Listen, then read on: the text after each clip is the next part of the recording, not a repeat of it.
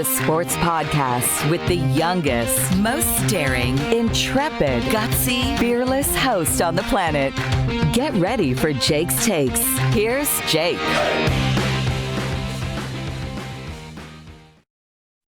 My guest today is a power forward on the Philadelphia 76ers. He absolutely crushed it in high school, setting records and winning awards, and was one of the best players on the East Coast. He played college ball at Iowa State, making the all-rookie team, and led his team in scoring in his junior year. He was drafted by the Indiana Pacers in the 2016 NBA draft, and now he plays for a huge role with the star-studded 76ers. It's my absolute honor to welcome to Jake's Takes, Georges Niang!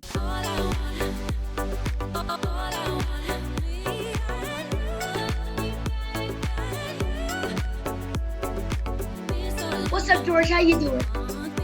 I'm doing good. We had a big win in Toronto last night, so I'm happy. I'm definitely excited, but the job's not finished. We got another game on Saturdays, but right now I'm very excited. I'm happy we pulled it out last night. Yeah, and I just got to say right off the bat, I know you are a Sixer, and I'm a huge Raptors fan. Let's not let that get between us. You know what I'm saying? Yeah, we definitely can. Yeah.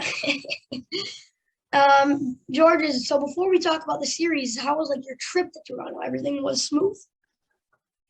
Yeah, did you do anything customs to get us held up there, or what? Is that part of your little trick, being in the Raptors? Oh, no, it was smooth. It was smooth? Glad it was really smooth. Glad to hear that. Okay, I gotta ask about that Joel Game 3 buzzer beater. Oh gosh, still gives me nightmares. But it was a beauty play. It was a beauty shot. Yeah, no, to be honest with you, we had been working on that play the week prior, like all week prior, just being ready for that situation. So the last week before we even, started the series, we were working on late game plays, and that was one that we had gone to, and we executed it, and we got Joel a shot. And when you're an MVP, you make shots like that, and that was a big shot. That's what superstars, that's what MVPs do to put their team over the hump. Joel really silenced everybody, because I remember going into the series, everybody's like, Joel's not a closer. Well, how's that for a closer? Am I right? Yeah, no, he's definitely taken the criticism and every critique from every analyst or fan, and definitely implemented in improving his game. And credit to him, he's put his hard hat on every day and worked at it and become great. And that's what great players do, is they make big shots like that. Do you think the series is over, or still got a chance? Jake, I don't know how to put this, but I don't want to speak too soon, but it's really hard to beat a team 4 times in a row. So I'm not saying it's over, but the odds are in our favor, but we still got work to do on Saturday. Basically what you're saying is, I'm not going to say it's over, but it's over. Jake, you're not going to make me walk into this. I'm not saying it's over. We got another game to win. Job's not finished. Yeah, I tried getting you to jinx it. The first round series with the Raptors have been physical, heated, and everything you can even think of. But Scotty being out really changed the outlook of the series. Am I wrong? Yeah. No, you're not wrong. Scotty Barnes is a hell of a player. And, for them not to have him is losing someone with size that can play, that can score, that can move the ball. And, another guy that they can throw at Joel with a double team. So it definitely doesn't help them, and it helps us, which is unfortunate. But, injuries are a part of the game. I wish him a speedy recovery. I wish he was playing, because that, I think every basketball player loves competition. So, we don't want an excuse. We want to beat people, fair and square, but injuries are a part of the game. But he definitely helps the Toronto Raptors, a ton. Who do you think deserves the Rookie of the Year? Because people are saying Mobley or Cade, but I mean, I'm a little biased with Cade also because he gave me his shoes, but I gotta say Scotty, he's just been so like valuable and amazing to the Raptors this season. Am I wrong? Yeah, no, he's been extremely valuable. But obviously, there's other people on the scouting report, for rather than Scotty. Like the other teams have to focus on Pascal Siakam, OG Anunoby, Fred VanVleet, which leaves, Scotty Barnes to be kind of, you know, like an afterthought sometimes. So, when you're looking at Evan Mobley, he's kind of in the same category, where, they're looking at Darius Garland on the scouting report. They're looking at, Jared Allen or Laurie Markkinen, but then there's Cade Cunningham where he's the guy, that they're looking to shut down. He's the point guard. He's the guy that runs their team. So for Cade to put up the numbers that he's put up is pretty impressive. Not taking away anything from, Scotty and Evan, because I think Scotty averages like 15, 7, and 3, right? If I'm correct. You probably know better than me. But he's definitely in my rookie of the year running. Do I have him winning it? I'm not sure. But I was really a huge Cade Cunningham, rookie of the year guy, because I think he did a tremendous job of growing and developing into that with everything that was thrown at him this year. Okay, just think about this. The Raptors have a huge lead. You guys come back in the third, make it a close game. Then Danny fouled Fred from 3, and momentum changes and everything. The next play, George, you get up the court and you nail a 3. How big was that shot?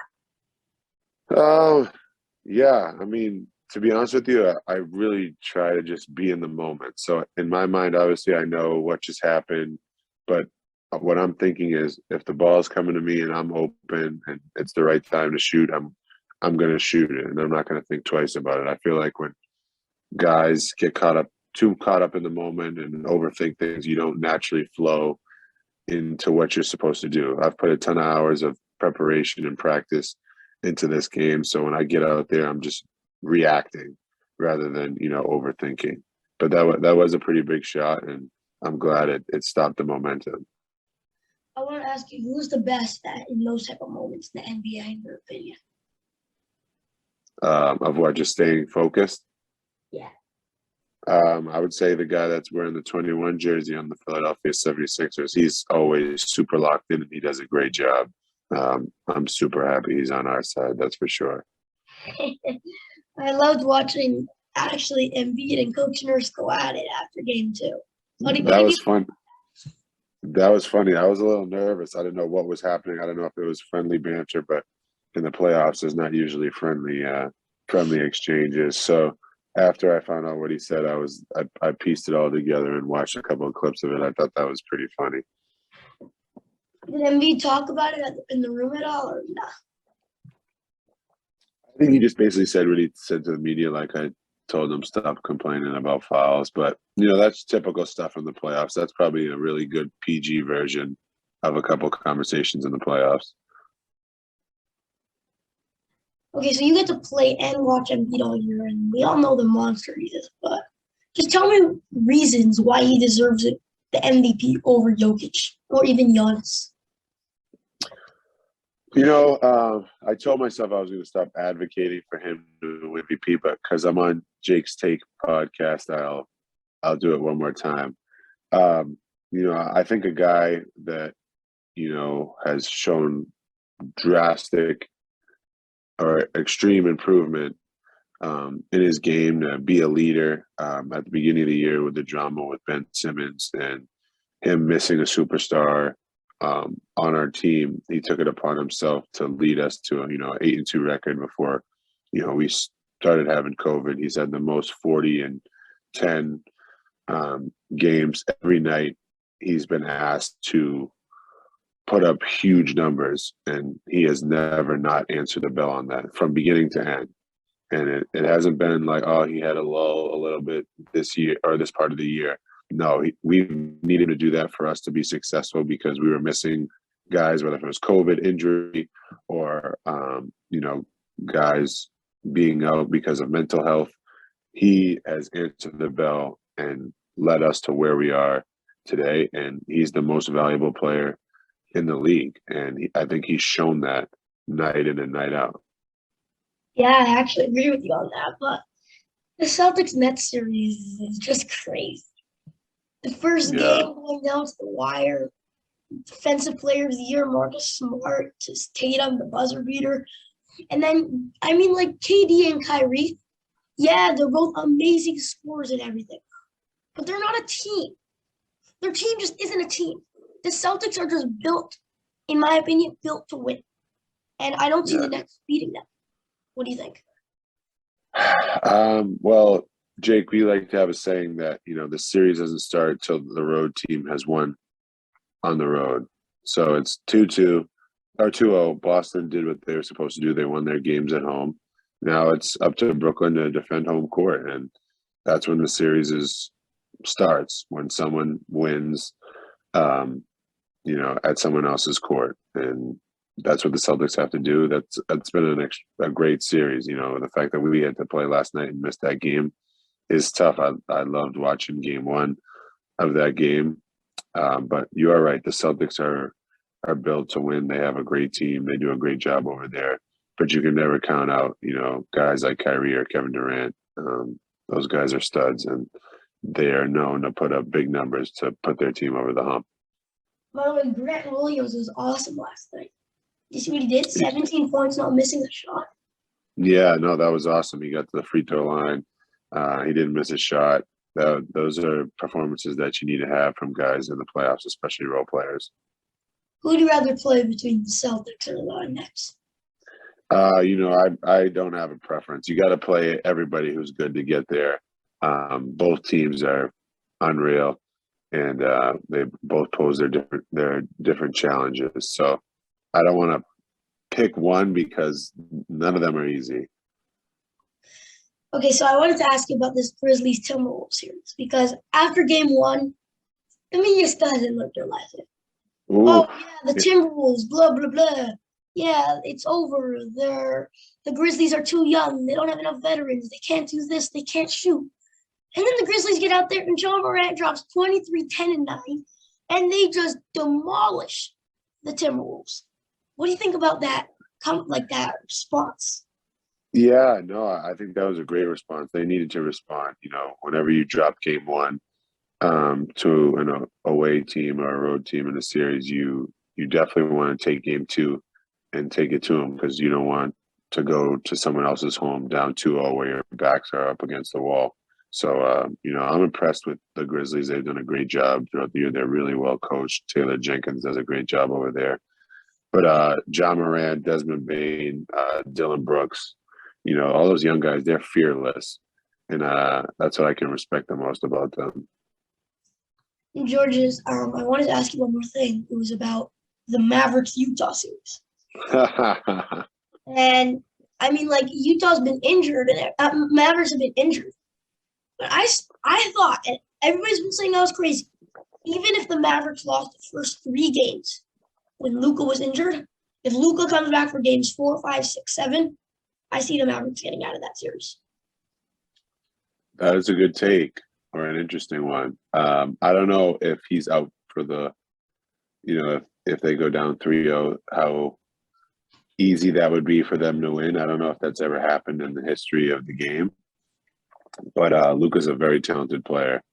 But Utah has some talent too. They did their job so far in this series. That when you go into a opposing team's arena, you either want to get both games or at least get 1 out of 2. So now you have the home court advantage. Now you just have to take care of winning games at home. So Utah's, in the driver's seat right now, 1-1 going back to Utah. They need to win both games to put them, in a spot where they can, win the series. So it's going to be interesting. Do you think Dallas is going to take it with or without Luka?